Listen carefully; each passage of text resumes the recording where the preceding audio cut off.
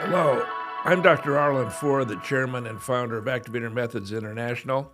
Welcome to our podcast called Activate Your Practice. Today we've got a very different person that we're interviewing, Dr. Quinn James, and he's from St. Louis, Missouri, and very active in politics. And he has been working on upgrading the Medicare bill for chiropractic. Dr. James, welcome to the program. Oh, thanks a lot. I appreciate you inviting me to be on the program today.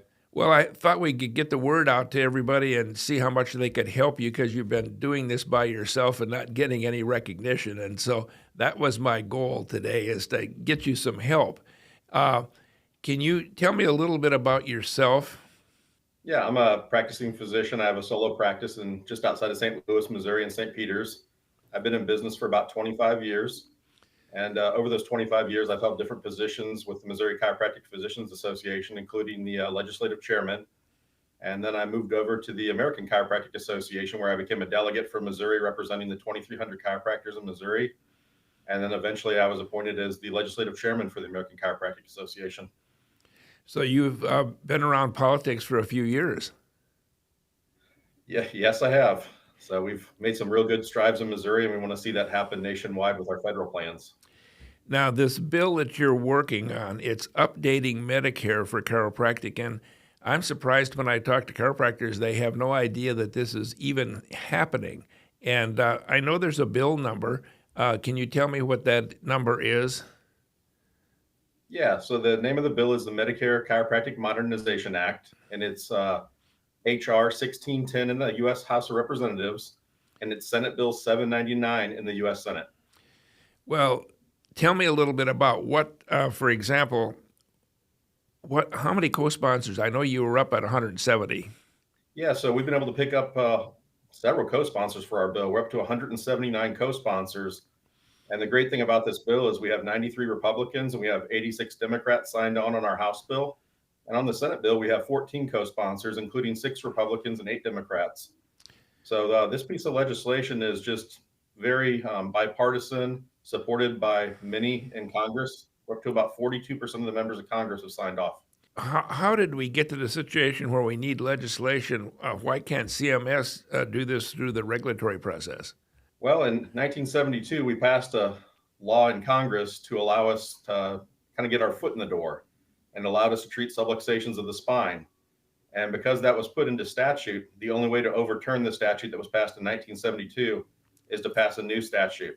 I know we're late in the congressional session, but can doctors still contact their representatives and ask them to support that legislation? Yeah, so the best way to do it is just to reach out to your local congressional office or call their DC office and ask to set up a meeting with your representative or one of their representatives. And this legislation is far reaching. As we kind of mentioned before, when they passed this in 1972, they kind of got their foot in the door and it allowed chiropractors to do manipulation to the spine only. Well, what this bill would do is it would expand that out with that modernization.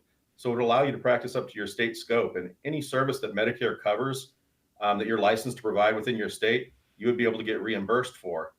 And we're not just talking about a reimbursement issue, we're actually talking about a patient access issue. So patients don't get access to our services if the services aren't paid for. So if a Medicare patient were to come in and want to get an adjustment to their spine, under current statute, we have to charge them for an exam. We have to refer them out for x-rays, refer them out for specialized testing, refer them out for physical therapy. Well, those are all things that are within our scope. And instead of making a Medicare patient have to go to multiple providers for the covered services that we're already licensed to provide, why not just have Medicare pay us for all those services and eliminate that roadblock? Well, I'm a little bit familiar with Medicare. Number one, I almost got arrested because we were using Activator, and they sent the government officials to my office in Wilmer, Minnesota, and they said, I don't think we've got enough to arrest you, but we'll be back. And of course, I was a bit upset, to say the least. So I called my Senator Rudy Boschwitz at the time. I was very close to him. And he said, I want you to fly to Washington tomorrow. He said, we will get this thing settled. And I never will forget walking in Rudy's office because, usually it's staff people and things like that. But he was there, and the head of Health and Human Services, Margaret Heckler was her name, and a bunch of law enforcement people. And I thought, my gosh, I'll probably get arrested here. And he said, "What's the real issue here?" And one of his aides said, "Well, you have to adjust by hand." And he said, "You know, when you paint a picture, you use a brush, but you're still doing it by hand." And he held up an activator and he said, "Now, I consider this the brush." And Margaret Heckler looked at Rudy Boschwitz and said, "That's what we're here for. Drop the case." And I want a letter sent out, and we have a letter on our website, by the way, everybody could look at. 1986, Activator was approved for Medicare. So that's my dealings with Medicare. So I understand a bit about what you're going through to get everything in line. How would a doctor go about contacting their elected officials? So there's a couple of ways of going about doing that. You can obviously go online and you can look up who your elected official is and find out where their local offices are. So they typically have offices that are within their district, and they also have a Washington D.C. office. And then what you would do is just reach out to them through that method. Just give them a phone call and try to get a meeting set up with them and ask them either to meet in person in district, or you can also do a Zoom meeting with them. Would it be helpful for patients to call their congressman? Yeah, it's always helpful if you can make their phones ring in Washington, D.C. And the American Chiropractic Association actually has a call to action page where patients can click on the links and put in their address, and it'll automatically generate emails to the members of Congress in their district. So just go to the ACA website? Yeah, go to the ACA website under the advocacy tab, and you can either click that you're a patient or you're a provider. And based on if you're a patient or provider, it'll generate a different style of letter that you can send off to your member of Congress, letting them know that you support this legislation to increase access for Medicare patients to the services provided by chiropractic physicians. When the legislation passes, you see how positive I am. When the legislative passes, what does the legislation then go through the regulatory process? Yeah, so with any piece of legislation, once you pass it and it gets signed by the president or signed by the governor of a state, it always has to go through the regulatory process. Will they determine all the services that'll be reimbursed under that? So, like with different states, there's different regulations. So, our scope of practice in Missouri may be a little bit different than the scope of practice in Arizona. So, we'll have to figure out what those differences are. And it's no different than any other profession. Nurse practitioners have different rights in different states. So, they have to figure out which services are going to be covered underneath Medicare. And they'll have to do the same thing with chiropractic to figure out which services they're going to cover based on your state scope of practice. How long do you think the process will take once it's passed?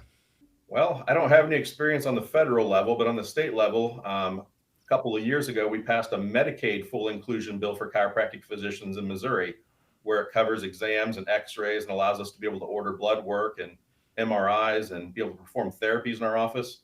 And I can tell you that process took us about a year and a half to get that in place through the regulation. So I would expect the same thing on the federal level. That's going to take a year or two to get those regulations drawn up, and it'll go into effect within a couple of years of passing the legislation.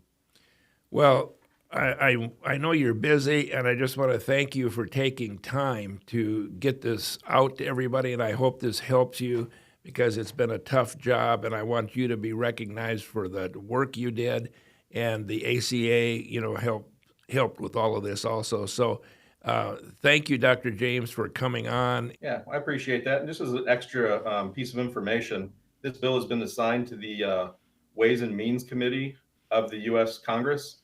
And Chairman Smith, Jason Smith, he is actually from the southeastern corner of Missouri and is a great friend of chiropractic and the chairman of the committee where this has been assigned. We also have 30 of the 43 members from his committee signed on as co-sponsors for this legislation. So we're really building a lot of momentum with this bill, and we're really wanting to get this across the finish line as soon as possible. Well, So I David, appreciate you inviting me on today.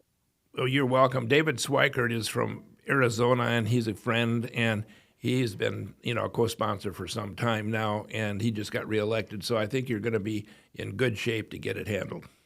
That sounds great. I appreciate you having me on today. Thank you very much, Dr. James.